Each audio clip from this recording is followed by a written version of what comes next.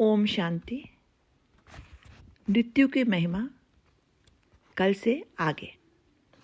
घूंघट के पट खोल रे तो को पिया मिलेंगे। ज़रा गहराई से सोचेंगे तो पाएंगे किसी का भी जीवन निष्फल नहीं होगा।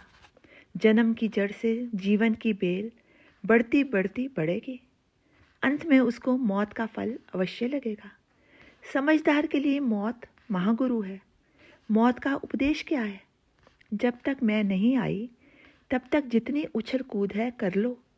जब मैं प्रलय रूप बनकर आऊँगी, साफ तुम्हारे नाक नक्श, चेहरे मोहरे, रंग रूप, वेशभूषा, देश भाषा, पद पदवियाँ सबका सफाया। फिर उस मुट्ठी भर खाक में ना तो हिंदू की पगड़ी, ना तो तुर्क की टोपी, ना तो फिरंगी की हैट। सब कुछ एकाकार। मन की चालाकी, बुद्धि की चतुराई, काया की पहलवानी, सब कुछ स्वाहा। हैमलेट की कहानी। शेक्सपियर का एक नाटक है, उसका नाम हैमलेट है। हैमलेट एक राजकुमार है। प्रेम में धोखा खाने के बाद वह अध पागल सा हो गया। भटकते भटकते वह एक कब्रिस्तान में पहुंच जाता है। शाम को अंधेरा हो रहा है। उल्लू बोलने की तैयारी कर रहे हैं। कुत्ते भद्देपन से मुंह ऊंचा करके रो रहे हैं, मानो अपने गुजरे हुए पूर्वजों को याद कर रहे हैं। झींगुर गुनगुना रहे हैं।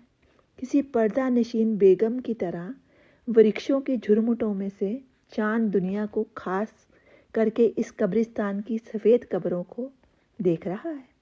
दफन किए हुए इन मुर्दों की पक्की कब्रों पर जो नाम लिखे हैं, हैमलेट उनको पढ़ रहा है। अचानक उसकी जूती के साथ एक खोपड़ी टकराती है। शायद किसी भूखे जानवर ने कब्र खोदकर अपनी पेट की कब्र में उसका मांस दफना दिया है। खोपड़ी देखकर हैमलेट हैरानी में पड़ जाता है। खोपड़ी उठाता है, देखता है कि हीरे जैसी आंखें गायब हैं। उसकी जगह पर सिर्फ 2 भद्दे से गड्ढे हैं। मोती जैसे दांत गायब हैं। ये खोपड़ी किसकी होगी? घुंघराले बाल गायब हैं। सिर कैसा? बस एक पथरीली उजाड़ सी चट्टान। घुंघराले बाल गायब हैं। सिर कैसा? बस एक पथरीली उजाड़ सी चट्टान, बंजर भूमि। दांत गायब हैं। उसके साथ हंसी भी गायब हो गई है। किस अभागे भाग्यवान की ये खोपड़ी होगी? सोचते सोचते उसकी नज़र मरने वाले के नाम को अमर करने के लिए लगाई हुई एक उखड़ी तख्ती पर पड़ती है। नाम खुदा है जनाब बरकत अली खां शाही वकील।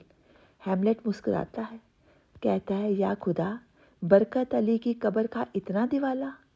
ना ईंट साबुत रही, ना तख्ती, ना जिस्म, ना खोपड़ी। ओह, अधिकतर नामों का यही हाल होता है। नाम अमर सिंह, परंतु बचपन में ही मर जाते हैं। नाम लक्ष्मी, परंतु झाड़ू पोछे का काम करके अपनी कंगाली मिटाती है। नाम धनपाल, गली गली भीख मांगते हैं। नाम राजा जी, जिंदगी भर नौकरी की तलाश में ही मर गए। नाम सतपाल, झूठे बोलने में और झूठे करने में माहिर। वकील की खोपड़ी हाथ में उठाकर हैमलेट उन्हें पूछ रहा है, वकील साहब, अगर जिंदा होते और आपको किसी से ठोकर लगती तो क्या आप चुप रहते? क्या मानहानि का दावा दायर नहीं करते? सजा या जुर्माने की मांग नहीं करते? अगर कोई आपको गाली देता तो आप कानून कार्रवाई नहीं करते? मेरी मैली जूती की ठोकरें आपको लगी, कुछ जिरा करो ना, कुछ दफ़ा नंबर सुनाओ तो। आप चुप क्यों हैं? मैं बताता हूँ, क्योंकि आप मुर्दा हैं। आपकी सारी बयानबाजी, आपकी दिमागी हरकत, आपकी दलीलें तो आपकी रूह के साथ जुड़ी हुई थी। आपकी इस खोपड़ी में कई तर्क, कई दलीलें थी, जिनको देकर आप बेगुनाह को गुनाहगार और गुनाहगार को निर्दोष सिद्ध करते थे। कारण ये है कि आप जिंदा थे। आपकी इस खोपड़ी में हजारों दलीलें भरी हुई थी। अब केवल मिट्टी भरी है।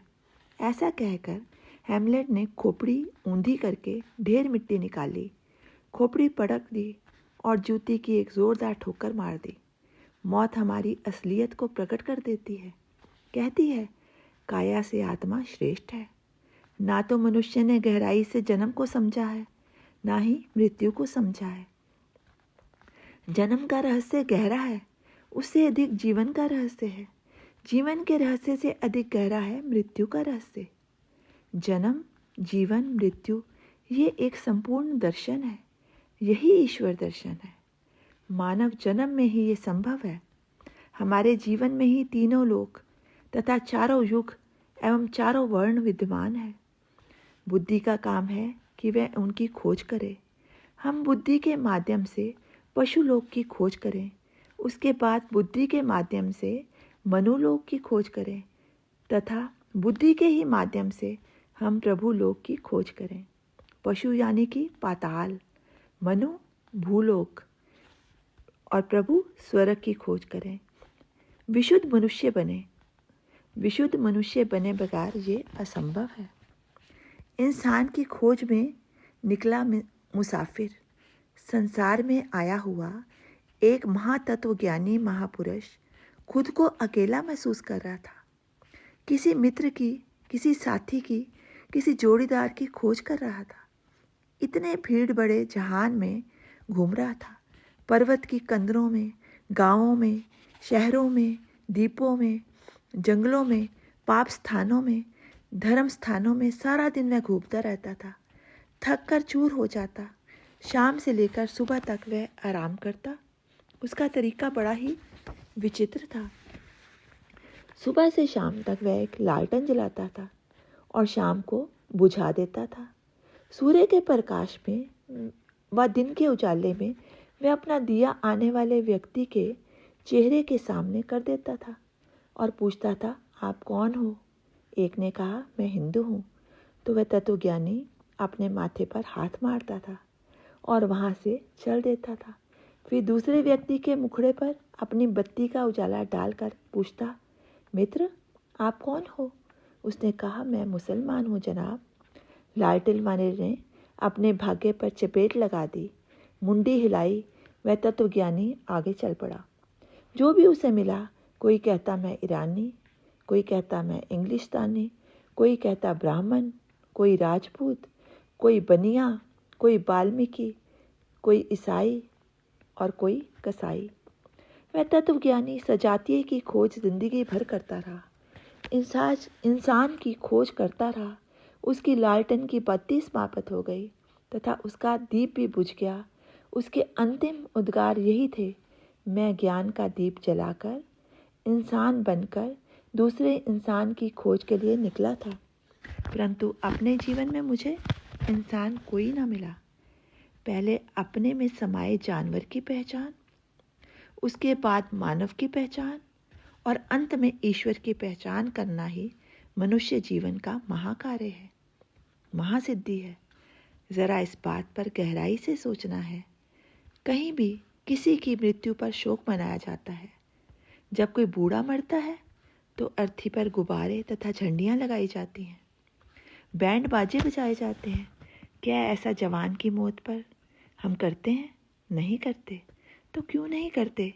सोच लो, हमारी आशाएं, हमारी तृष्णाएं, हमारी वासनाएं, हमारी कामनाएं पूरी करने की क्षमता वृद्धों में नहीं होती। अत्यंत छुप छुप कर हम बूढ़ों के मरने की सूक्ष्म रूप से अभिलाषा भी करते हैं। वृद्ध आदमी अंतर की गहराई में स्वयं मृत्यु की मांग करता है तथा उसके रिश्तेदार भी अंतर की गहराई में यही मांग दोहराते हैं। चाहे बालक की हो, चाहे जवान की हो, चाहे वृद्ध की हो, मृत्यु ही तो है। मृत्यु की जात एक ही है। जवान की मृत्यु पर हम ज़्यादा शोक मनाते हैं। इसका कारण मेरे ख्याल में एक ही है। हम अपनी आशाओं के अंत से अपनी कामनाओं की मृत्यु के कारण शोक करते हैं। ये शोक मानव की मृत्यु का ना होकर आशाओं के डूबने का है। ओम शांति। शेष कल।